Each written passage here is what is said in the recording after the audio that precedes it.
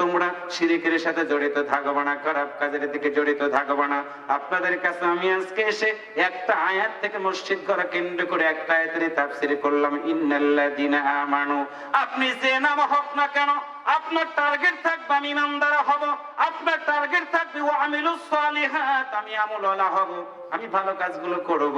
কষ্ট করে খাবেন, হালাল রিজিক খাবেন, আপনার জীবনটা ধন্য হয়ে যাবে। কারণটা হলো আপনার রিজিক যদি হালাল না হয়, দুইজন আলেমকে সাক্ষী রেখে পড়ে গেলাম, ইবাদত কবুল হওয়ার জন্য অন্যতম শর্ত হলো হালাল রিজিক। হালাল রিজিক। যেই পাঞ্জাবি গাইতে বক্তব্য আমরা দেই, সেই পাঞ্জাবিটা যদি হারাম টাকায় হয়, ওই পাঞ্জাবির কোনো দাম থাকবে না। আর পাঞ্জাবিটা যদি হালাল টাকা সেরা পাঞ্জাবিও হয়, আপনার হালাল রিজিকের কারণে আপনার ইবাদত আল্লাহর দরবারে কবুল হয়ে যাবে।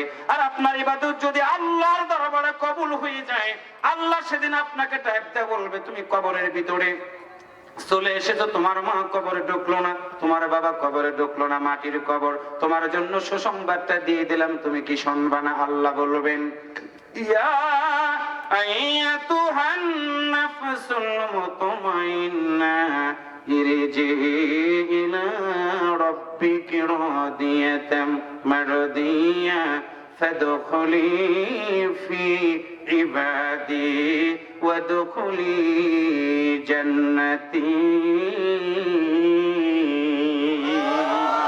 আরেকটু জোরে বলেন আল্লাহু আকবার। আগামী বছর এই ময়দানে এসছে বড় আকারের কোরআনের মাহফিল হোক, এটা কি আপনারা চান? এটা অস্তরে বলুন চান? আমি একটু শেষবারের মতো